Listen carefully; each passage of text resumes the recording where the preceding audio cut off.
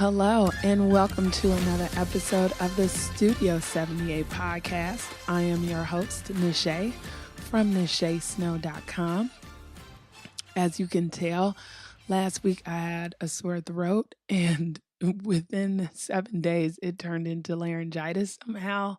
So excuse my voice on the intro and outro. I'll make them quick since I don't sound myself. But I have an amazing guest today who's a lawyer, a mother, an entrepreneur, an athlete. Her story is just amazing. Before I get into it, just two things. If you're new to the podcast, please go ahead and subscribe wherever you are, iTunes or Stitcher. And if you're on YouTube, subscribe to my channel there too.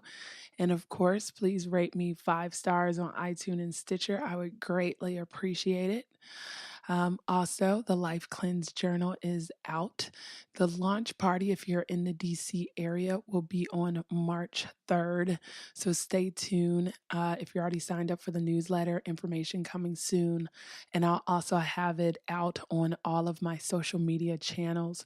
But mark that date, folks, March 3rd. Okay, let's get to Rachel. I won't have a long introduction because my voice is totally messed up.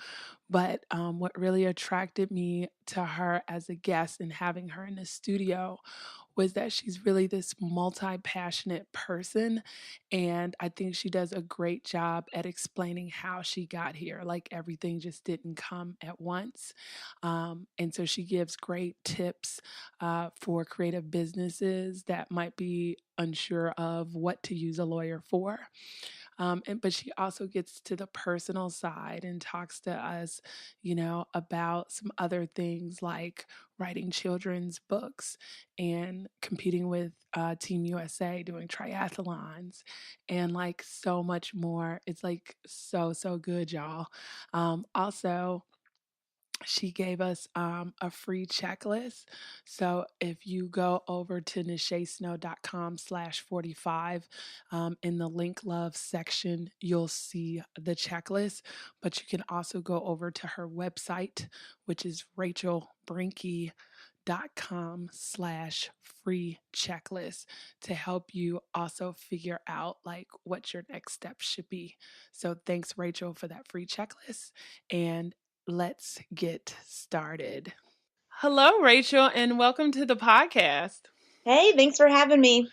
Now, I'm super excited. You've got like a ton of stuff going on, and you happen to be a lawyer, and a lot of my listeners out there, are small business owners and entrepreneurs. And so I think the last thing they think about are sometimes the two most important things, which are like a lawyer and a CPA. We're not the most fun. I totally get it.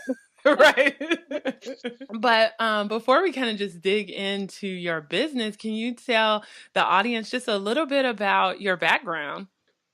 Yeah, I mean, I wear so many hats, so I'll try to keep this short. On the education side, I'm an MBA and a lawyer. So I've been doing business consulting. I own my own law firm, and I also have online niche blogs in different industries that teaches legal and business information to entrepreneurs in those industries. From the personal side, I am a wife to an Army veteran. I have 5 kids. Well, we have 5 kids together. And 2 rescue puppy dogs who are snoring at my feet right now. So if you hear like grunting and groaning, it's not me. And what else? Oh, I compete in triathlons with Team USA, and I don't sleep. So there's that. I know. Like when I first went to your site, I was like, oh my goodness, she has like a lot going on. No, honestly, I built it with a team, and I have to give all the credit to the team members and my family and the support, because I still do get my full 9 hours sleep at night. Oh, good for you. 9. That's like overachieving. Like if I get 7, I'm like, yes, I'm doing good. Girl, if I don't sleep, you don't want to be around me the next day. So I need my sleep. And I think they've all figured that out and let me sleep. Yeah. Well, I guess first I'd love to just kind of dig into your law firm. So, what I really noticed about you is like you're different from other lawyers, you know, because, I go to your site, I see you have like these cool books, you've got like this podcast. So, I'm just curious like how did you why did you decide to build your brand a little bit differently than, let's say, the typical lawyer? Well, I think it's because I didn't start out in the online space as an attorney. I started out doing back in the MySpace days. That's where I started before everyone made the mass exodus to Facebook. That I was helping small businesses get set up, and this was even while I was still working on my MBA. So I was already developing an online presence without even thinking about joining it with legal stuff later on. It was purely just business strategy and building a brand and getting to know and creating audience and a platform. So I think that's where I've kind of flipped the script a little bit from most attorneys. They come out the gate as attorneys and then they're trying to build the online presence. So for me, I already had this established unconventional type of approach, which is funny Mm-hmm. because even as a lawyer now, I still have an unconventional type of approach. I have a nose ring and I wear ripped jeans to the office. So, Right. I think that for me, having the voice first and then bringing in that element helped to allow also it's more accepted, I think, because I didn't come out the gate trying to be a lawyer and suit and tie and then try to be more open and personal. The open and personal platform was already there. Mm-hmm. And then too, I think sometimes with especially new entrepreneurs and small business owners, they're like, when should I get a lawyer and what do I need a lawyer for? Yeah. So you know what? I get it. I completely understand. When I say lawyer, that's what I do. I can see the change in people's demeanor, and so I always try to like tack on to the end or in the middle of what I do when I give my my elevator pitch. But because it's not sexy, you're not seeing an immediate return. It's not like marketing where you can put up a Facebook ad and you see leads coming in, or having a call to action on a sale and seeing your PayPal going ka-ching. You don't see that with the legal stuff. And so, what I encourage people, and I'm saying this from the place of someone who, before I was a lawyer, I was a business person, still am, as a Mm-hmm. mother who's trying to protect my family and protect myself, is that you have to look at these intangible returns that you're receiving that you may never know about. I Mm. kind of think of it like this way: you get car insurance or you wear your seatbelt and you drive around town all day and nothing ever happens. But what is it? What are things that you may have missed in that because you took a different path? Or, I often think about that. Oh, what if I had taken that path? I could have been in that fender bender or something. And I feel like having the legal direction is kind of in this protection is kind of the same. You don't necessarily know what issues that you are protecting yourself against. You just have to have faith and value in the legal protection that you've set up with an attorney. So I say Mm. all that to say even though I'm a very risk taker in my entrepreneurship, I'm not very risky when it comes to legal stuff because I understand that if I spend time just floating along and then instead of being preventive, I'm having to scramble to play cleanup on aisle 4 later, it's going to cost Mm-hmm. a lot more time, money, and energy. Girl, I cannot tell you how many cases that I've worked on in the firm space that I have clients who come to me and they have an issue and we back it up and we find out where all the problems were because we have to fight it in court, and Mm-hmm. how things that they could have solved. For example, I had a recent case of it was a client who wanted to sue their customer for non-payment of contract. And they went and drafted their own contract and they did a Mm. half job. They did not do a good job. And had they come to me and spent the $300 an hour, it may have taken 2 hours. So let's say $600 to fix and get their contract in place. It would have Mm-hmm. saved so much time, money, and energy because they ended up having to enforce that hack together contract. We're already looking at $4,200 of their bill and we're not even done yet. So Mm. That's an example of, if they had taken the time to go to a lawyer early on in their business, they could have invested a lot less money and a lot less time, mind space. Like, that is a huge thing in entrepreneurship, that I really value my time and not having decision fatigue or being maxed out mentally. And so that's why I encourage people, that should be one of the very first things, whether you're an online entrepreneur, you're in the brick and mortar space, whatever it is, you need to get your business set up, your contracts in place, all of that, so that it is preventing and warding off issues instead of having to pay out for it later on. Mm-hmm.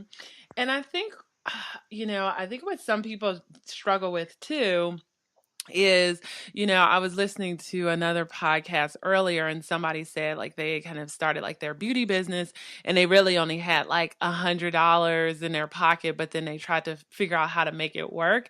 And so I think sometimes when you're starting out with little to no money, you're just like, ooh, but I know. you know? I know. I trust me, I hear you. The same thing is, I built my businesses with bootstrap. Like, we didn't have two nickels to rub together. We had a lot going on, and it was a lot of balls to the wall hustle and just pouring all the money back in to the business. And sometimes that means for slower growth, but I would rather people do that and invest in a savings account and having their legal stuff in order and making sure their taxes are on the right path and go as a slower growth trajectory, as opposed to shooting up fast and then being stuck dealing with issues later on. Like, I cannot impress that enough. But that's why all of this is honestly how my different niche sites were born, because the way they used to be, and a lot of people still believe that the only way you can get the legal information that you need is to go and pay the hourly fee to an attorney. And that's why I put out so much free content. I have the tools available, and there's other lawyers that are doing this as well. Like, I don't have the corner on this market. A lot of them have realized that online delivery of this information can help you guys protect yourselves, because we recognize that it's not cost effective always in the beginning to invest. But, on the flip side, I think about it, depending on what type of business you're in that you're listening, you may have some really high upfront operating costs, or you may be in an industry where there's a really low barrier to entry. There's not a lot of cost to it. You just have to look at a lawyer, a CPA, professional to do any assessment for you as a non-negotiable startup cost.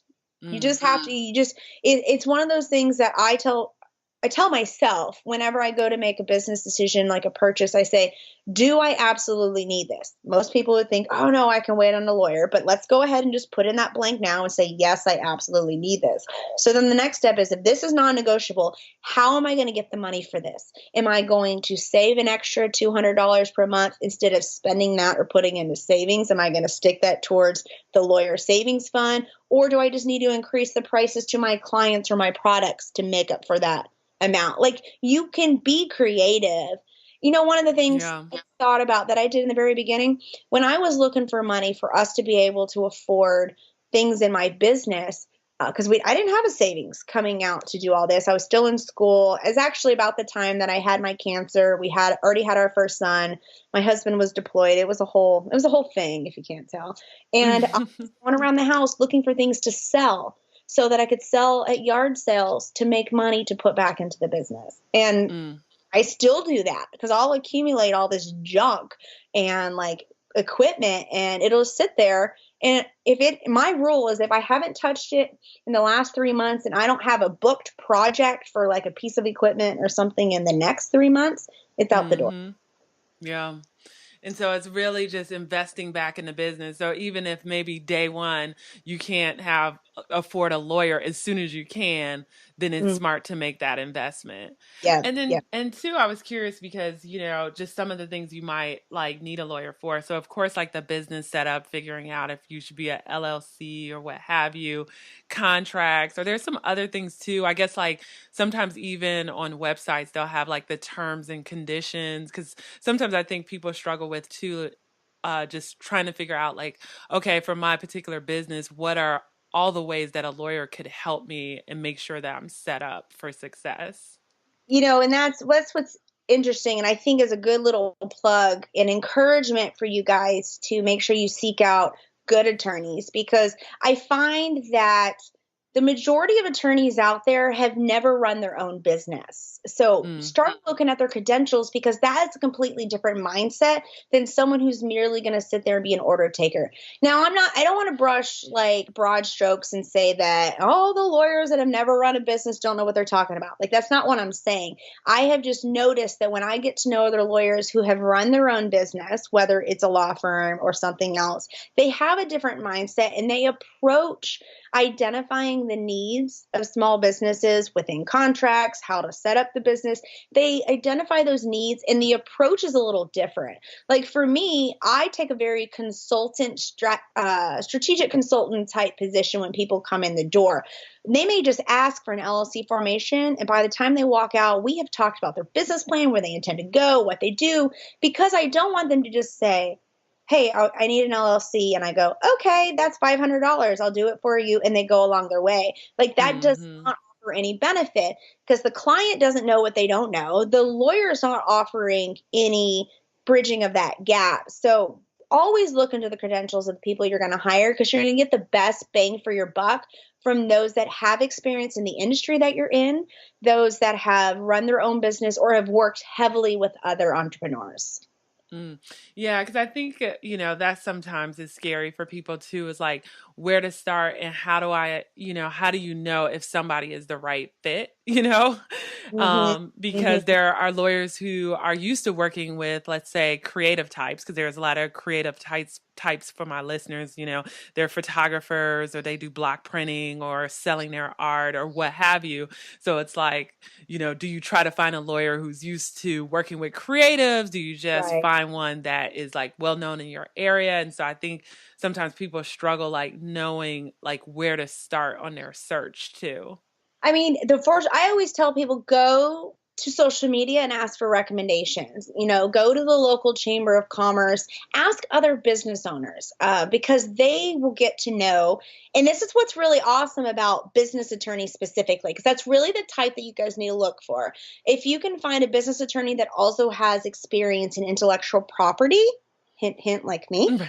I'm a little biased by that, but those are really optimal, because then they're able to pretty much fully service you. That you can go through contracts, business formation, negotiations, intellectual property stuff, but go with that in mind, put out calls to your friends, talk to other businesses in the area, because those businesses have hopefully have engaged business attorneys. And that's one of the best places to start.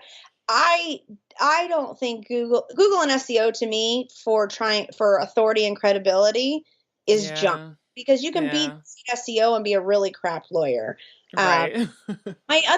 So when you find that, I recommend that you research them, then interview maybe like 3 different attorneys, and kind of see if you're going to gel well together, what their experience is, and kind of just get, gut feeling. Entrepreneurs, we operate on gut feeling a lot. And so that will help you. And then when you do decide on one, the exercise that and I do this with my clients, but I recommend for all entrepreneurs, is close everything off, get out a pad and paper and pen, and write down what you think the top things you need for your business. What are the biggest legal pain points that you have right now? And it's okay if you struggle, because that's where we're going to fill in the holes. But then I want you to go look, and I know some awesome legal niche websites out there that can help you, but start researching and just make bullet points of things that you have questions about. Write down, you need website terms. Okay. Write that down. The more information that you can take with you when you go in the door, the higher probability of success you're going to have in that consult with an attorney. And shameless plug, that is how a lot of my stuff came about. I have all sorts of checklists. I tell people, sure, I sell contract template forms, but you know what? You don't want to buy from me? Fine. Go look at the product description, copy and paste the checklist of what's included, and take it to your local attorney. That right there is something you can take in the door with you, but it'll help you, because once you get in the door, lawyers are I don't know, we're scary to people. And I don't know Yeah, why. I Normal know. things. It's like doctors, lawyers, yeah. Oh, no, it's TV. I blame the media and TV for it. We're not all that bad. But you don't want to walk in the door and forget and then end up down the path. Go with a checklist and ask away. Because Yeah, I no, that love makes when sense. clients come to me with that. It shows that they're invested and it makes me super excited. Yeah. And then too, you mentioned some of your kind of niche businesses. So like on your site, I saw like you had so you have like your main site, but then you have like a website for like photographers, for bloggers, and then Yeah. for people that are athletes. So I'm just curious, can you just tell the audience a little bit about why you decided to create like these separate websites for these kind of specific niches? So the phrase is the riches are in the niches. And I don't Yeah. necessarily mean that in money riches, but I mean that you're able to cut through all the noise that's out there quicker and easier and have it consumed by that person. Because when I first came out doing all this, I was just under the Rachel Brenke brand and I was doing fine. And Mhm. but the more that I was getting all these photographer questions, the Law Tog is the one. That was my first niche site. And I had a couple of people encourage me and they were like, develop a brand, just give it some time and see what happens. The second, it was the exact same content, it was the exact same everything. But once I started specifically attaching the Law Tog name with like the go to legal resource for photographers, boom, automatically it was an Mm. authority in that space. People knew exactly what they were coming there for. And I was like, whoa. So I Right. replicated that amongst the different industries, which is, I mean, a lot of the information, the baseline is the same, but then it really allows me to dig into the nuances. Because if I was still doing everything under Rachel Brenke, and like on my podcast, I speak pretty generally. Sometimes I give examples, but it's hard for me to give so many examples without some people's eyes glazing over. Because if it doesn't apply to them, Right. they don't want to dig through all that, right? So Yeah. yeah, that's how it happened. Riches are in the niches, and it's so true. Yeah. No, I just thought that was like genius because I think like sometimes we just get overwhelmed, right? So like for Yeah. me, I have a podcast and I blog. So if I go to, your website and I'm like, ooh, blog legally, I'm gonna immediately say like, oh my goodness, she understands my Mhm. industry. Let me Yep. dig in. And then you kind of now have that trust, right? Yep. Yep. Yep. And Yeah. the good thing too is like in the way that those niches came about was that I was actively what each of them are. I've been an active blogger. Was an active photographer. I'm an active athlete. So I don't just have the I'm speaking at you with this business and legal information, but I am one of you. Like I get your pain points and where you're coming from. Yeah, and definitely. So I want to get into your Team USA because I'm Yeah. curious about that. But before I do, so on your website, of course, you also sell books, but they're not like the books maybe you think would be on Yeah, a lawyer's I know. website. Well, okay, so we need to clarify that for those that are listening because they may think that they're not good books. She's referring to like my children's books. Yes. Yes, those are more um, personal type projects. I have one for each of the niches, so they do logically tie in, and they're just kind of nice little novelty items. That is really just more of an intrinsic fulfillment thing. I'm not going to make millions off of them. I mean, they do okay, but I don't push them. They're just fun. They're just fun to have. I don't know. Yeah. Yeah. Well, and folks out there, I'll definitely include a link. But when I saw that too, I was like, wow, because they're, as someone with a design background, I'm like such a design snob. And I was like, wow, they're so like beautifully designed. I don't even want to have kids, but I need to buy these for my nieces. Like, Yeah, what's funny is I've had clients who or purchasers of those books who are not even in these spaces and they're like, "Well, I already have a couple. I need them all." And I'm like, "Why do you need an athlete's book? Like you don't do you don't compete." She's like, "But I have to have the whole collection." I'm like, "Okay." yeah, no, I mean, because they're, they look like Absolutely beautiful. Now, did you just go, I'm just curious, like to create space to get them Yes. published or? Well, Yeah. so I have some non-children's books, and I had gone down the path of various types of publishing houses, from full agency all the way down through the create space, self-publishing stuff. And I was finding that I'm kind of in this in between with my audience level. Like, I'm not Oprah, so I'm not getting like the big publishers, but I'm not exactly without a platform. So I was Right. finding that the in between publishing houses were not serving me anymore. In fact, I was serving them more than they were serving me, because I had the accessibility through Create Space to publish the books. And then I had my own platform already on which to sell them. Right. So I feel like I'm kind of in this in between, but I have encouraged so many people. They're like, "Oh, I've had this book in my head." And Create Space is a great place to go and get it published. And even if you don't ever sell a copy, maybe one or two to your mom, then at least you've done it. You've fulfilled something that you wanted to do. And that really was just my end goal of doing them. And they've taken off pretty well. I mean, I don't really market them. They're just kind of there. Yeah. I mean, and just speaking of your platform too, I think like the your number of followers just kind of proves like you have made legal things a little less scary, right? A little bit more fun, a little bit more approachable. So now you have like thousands upon thousands of people who are following you on like Facebook, Instagram, and Twitter because it's just like it like a unique way to obtain that information that you're giving, which I thought was pretty cool. Well, thank you. I mean, because the big thing is when you go, and I still get overwhelmed by this. So when I say this, I don't want everyone to go, "Well, you don't feel that way because you've been doing this for over a decade." But I still, like, there's so many hats that we have to wear and things that we have to know. I mean, my heart's like beating faster as I think about this. It's overwhelming and almost paralyzing to what you have to get under control. And that was one of the things that I was finding when I was doing the business consultant work and then going through law school, was that, like you just said, it's this very scary type foreign information. And I was like, how can I make this fun and easily consumable?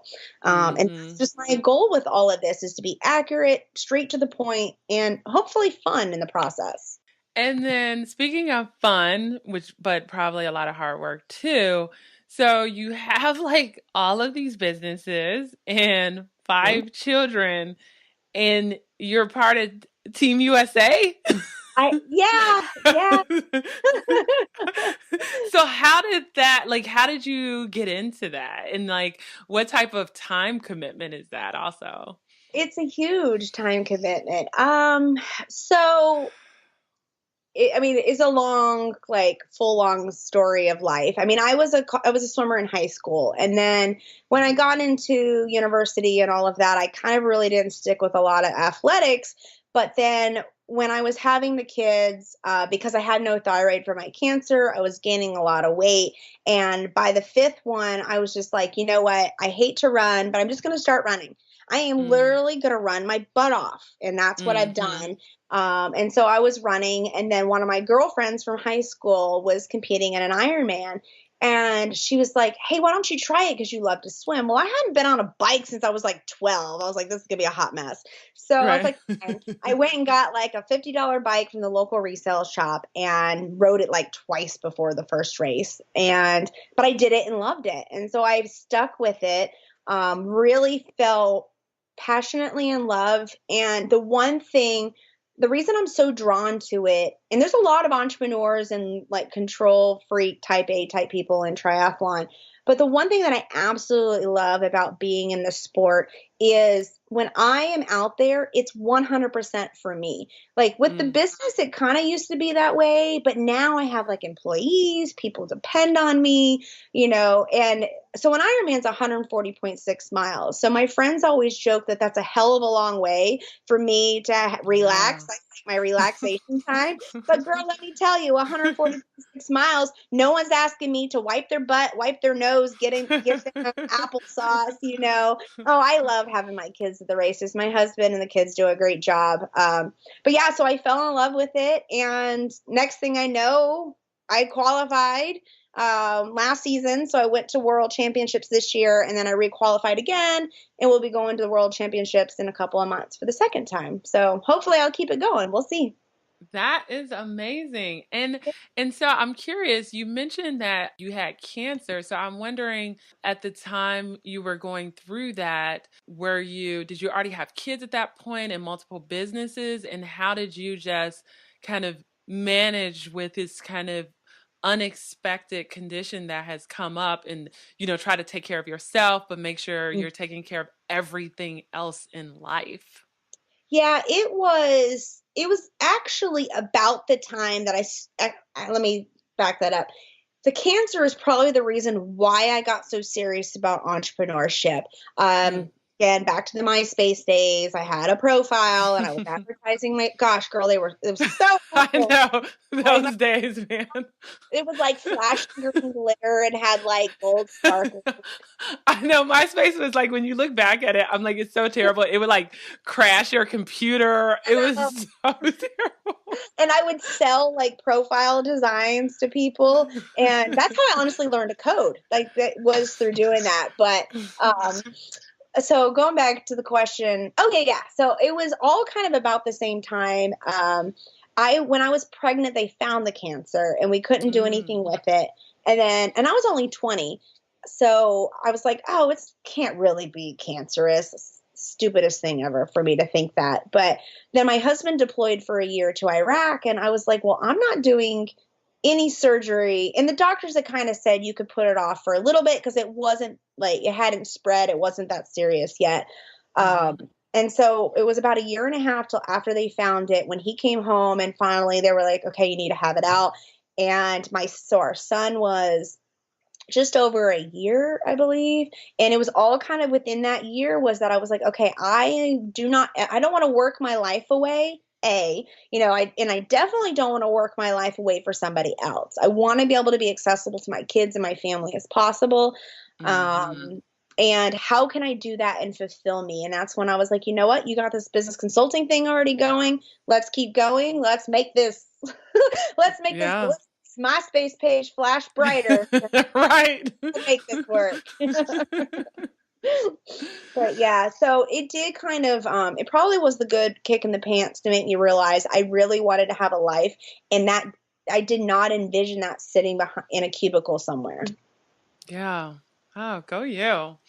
But you know what? Some people, they're totally okay with that. I just knew for me, that was not what I wanted. Right. And I think people need to figure that out, like not look at other people and say like, oh, well, maybe I should be doing what they're doing. Like that's the right path. It really is like reflecting on yourself and figuring out based on your personality and what you like, what works best for you. Because for some people, they need a place that they go to every day from 9 to 5, right? Like having a business isn't for them because they probably would go bankrupt in the first year, right? So it's like you need to really understand like what your skill sets are and what you should realistically pursue. Yeah. You know, what's interesting too, I feel like we have the camp of like full-fledged entrepreneur and then like what you just described, but I also feel like there's this in between, because one of the things I'm running into as I work with small businesses, particularly photographers, is that they're jumping into owning a business and realizing how much they hate running a business, but they like they do like the ownership aspect, and they like the creativity, and they like that field.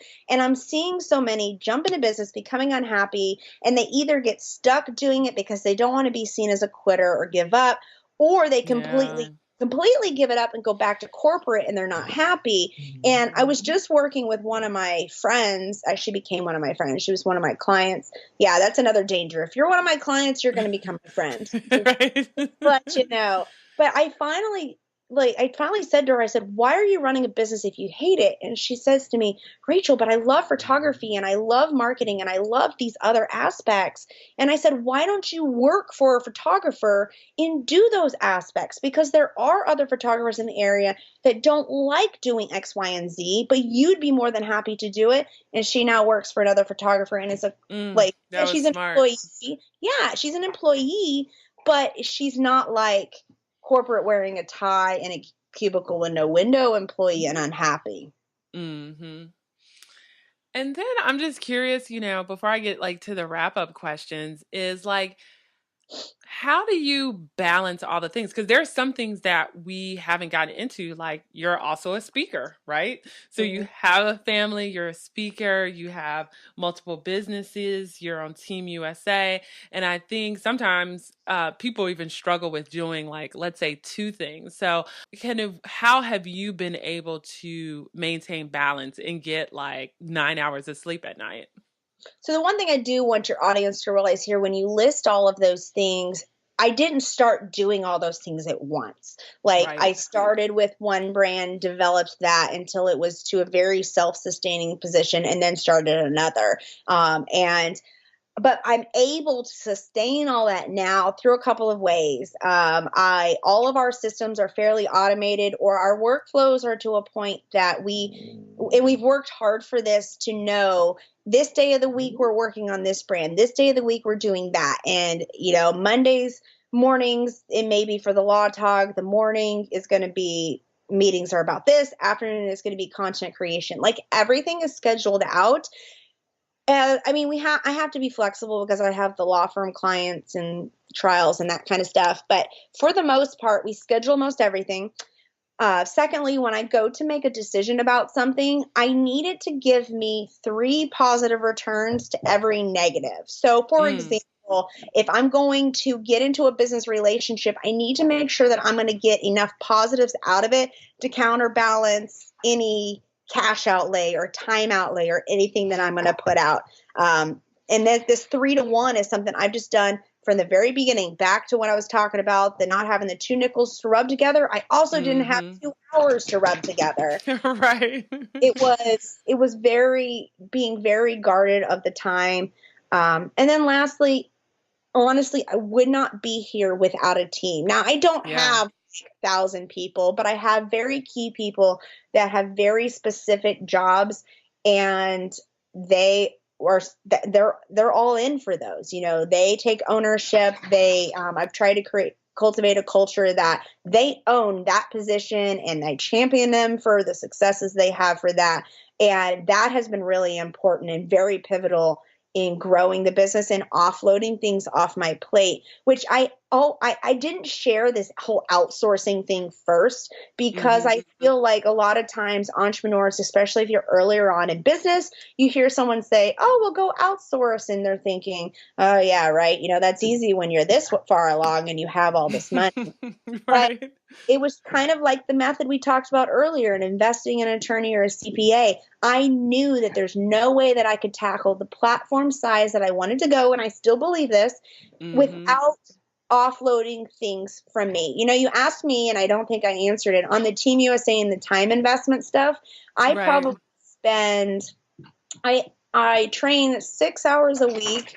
Some of those days can be up to 6 to 7 hours on the bike. Mm. So it is very intensive. And the only way I've been able to do that is to offload all of the time consuming things and allow me to do what my hands have to touch. I always ask myself, when I'm pressing this button, do I have to be the one pressing this, or can Pam, my exec assistant, who's like the best, and she's like the real boss, to say, like, or can she be doing, or can Stacy be doing it? And that is another run through. Whenever I'm going to go do a task, is do I absolutely need to do this? Now, let's balance that with this idea that I believe a CEO of any company should always touch every single job for multiple reasons. But it's kind of like that show Undercover Boss, where the CEOs go and they work like maybe as the dishwasher or the cashier. Yeah.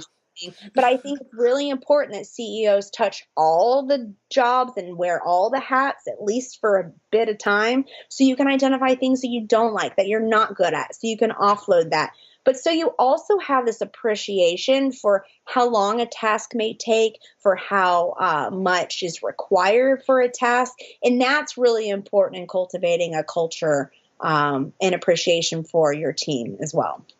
Yeah, I think that's good for people to hear because I think you're right too. Because you were saying a little earlier about people do early on here, like, oh, do outsource this, outsource that, but you need to No. be at a certain place, right? Before Well, you let me start to share do with you that. my secret. The way that I got into this, and I still recommend this, is I made some mistakes with this. I tried to find one person that was going to be all the tasks that I didn't want to do. And Mm. in management, I'm still learning. I'm still growing at that.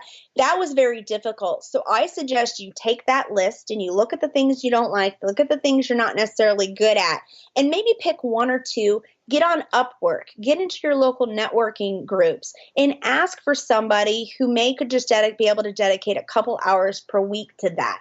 And you can learn your management style. You can what's the word I'm looking for? Not inexpensively, but like you can manage the cost investment by just having an independent contractor that you're not tied to giving benefits to, that you're not tied to giving a paycheck, that you could relatively get rid of when the project's over or at any time.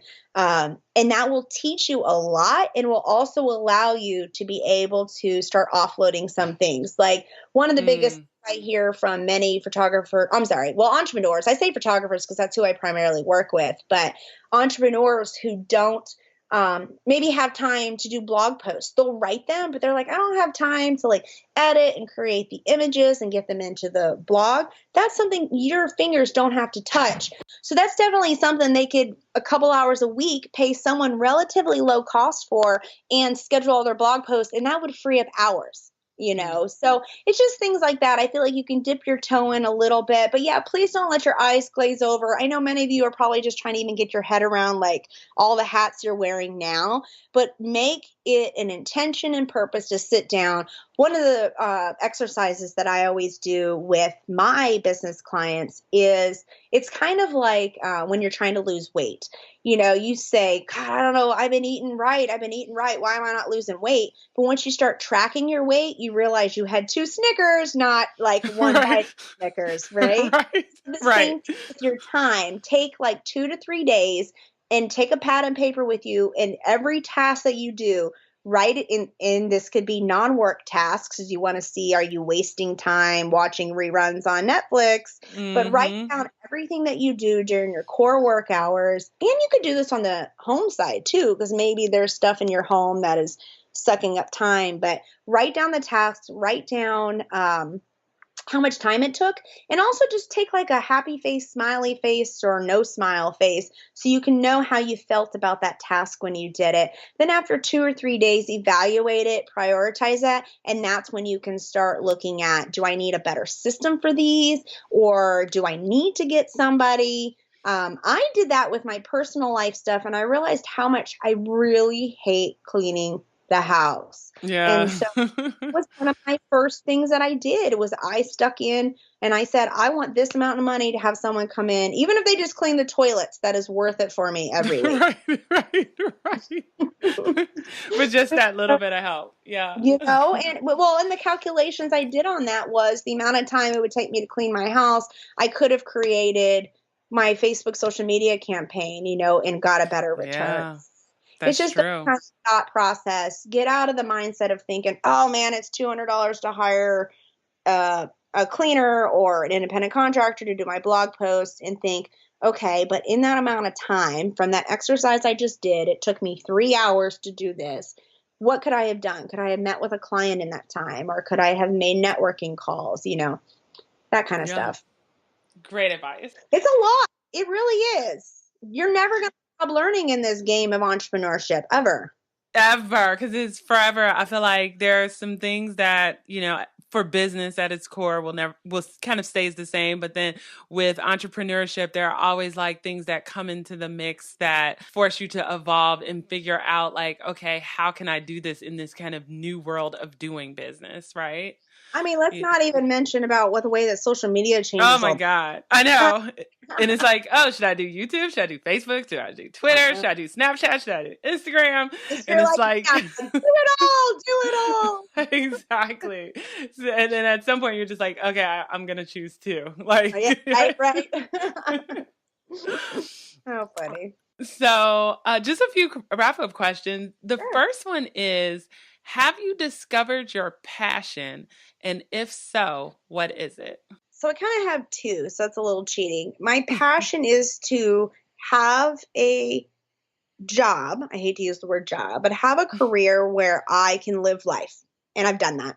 It's not always perfect and easy. I really truly think there's anything such as balance, even though I gave you guys tips on that.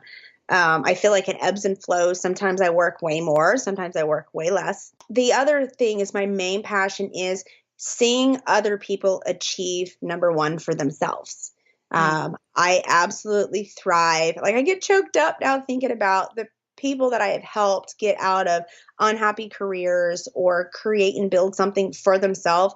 There is just something about owning something that's yours that it's yours. Nobody can take that from you. There's literally no way they could take me helping other people away from me.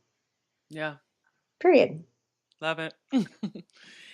And what can you not live without? It could be anything, food, tech, coffee. Coffee. Well, I'm not addicted to it, but are you multiple cups a day? Cups or pots? Oh. So I limit to 2 cups because with doing athletics, I don't want to have too much caffeine or I'll be like crazy. You'd see me running down the street like faster than Usain Bolt with like a whole pot of coffee. Right. No, coffee, definitely. Yeah. Perfect. Or my hot bath. Like when I'm done here, I'm going to take a hot bath. I'm like an 80-year-old woman. Oh my God.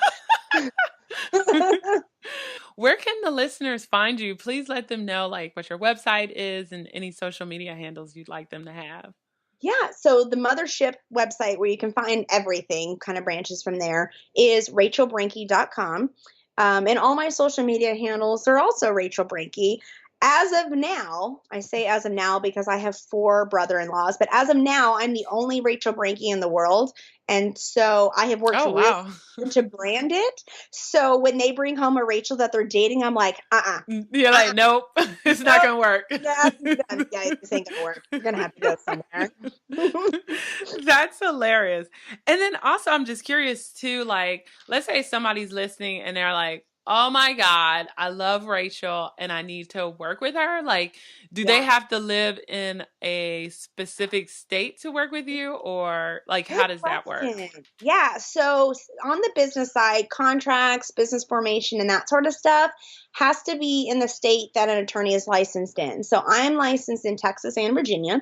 However, stuff like trademarks and copyrights and those sort of things, which copyright is a big one now because people are stealing images and reusing blog posts all the time.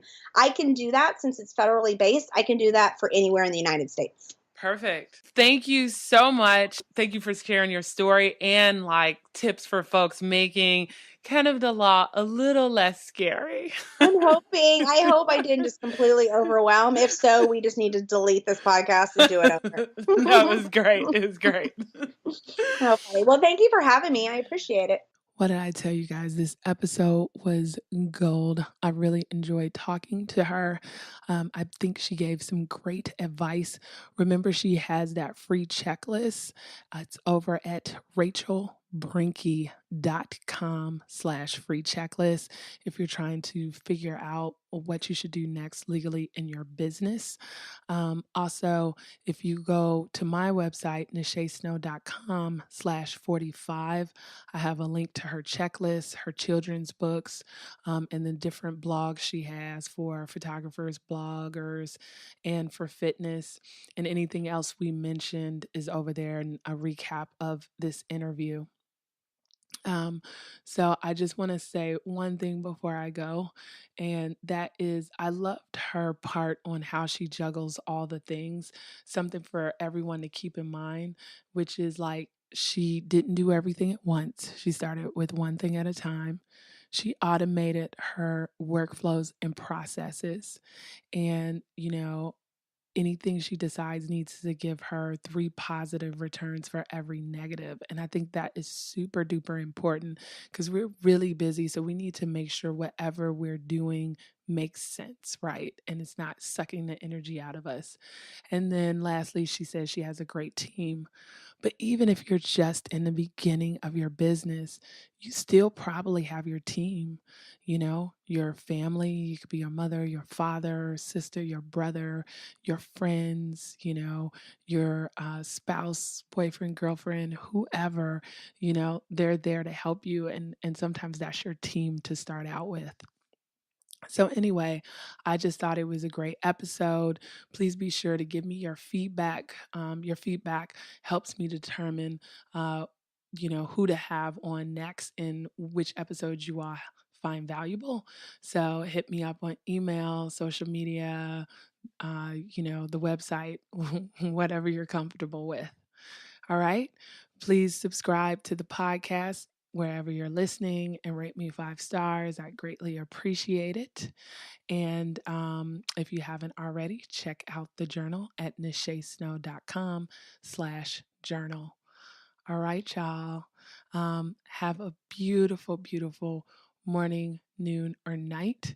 And I hope nobody is going through what I am. And if you are, feel better soon. All right. Take care, you guys. Bye.